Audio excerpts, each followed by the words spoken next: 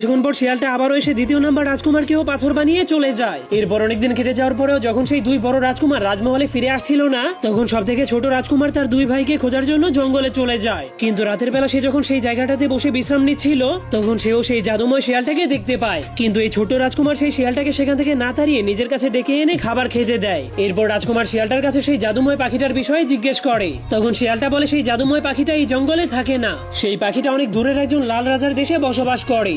তখন শিয়ালটা রাজকুমারের এত ভালো ব্যবহার দেখে তার উপর অনেক খুশি হয়ে তাকে সাহায্য করার সিদ্ধান্ত নেয়। এই জন্য শিয়ালটা তার রূপ পরিবর্তন করে অনেক সুন্দর একজন মানুষে পরিণত হয়ে যায়। এরপর তারা দুইজন মিলে সেই লাল রাজার লাল দেশে চলে যেতে শুরু করে। কিন্তু যখন তারা লাল রাজার রাজমহলের সামনে গিয়ে পৌঁছে যায়, তখন তারা সেখানে অনেক ঘন একটা বাগানের মাঝখানে একটা আপেল গাছকে দেখতে পায়। আর সেই গাছটাতেই সেই জাদুময় পাখিটা বসবাস করত।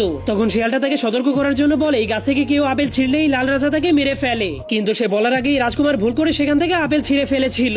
যা দেখার পর তখনই লাল রাজার সিপাহীরা তাকে ধরে মেরে ফেলার জন্য লাল রাজার কাছে নিয়ে যায়, যার কারণে লাল রাজা তার উপর অনেক রেগে যায়। তো বন্ধুরা, এই ভিডিওতে 3000 কমেন্ট হলে পরের পর্ব অবশ্যই আপলোড করা হবে।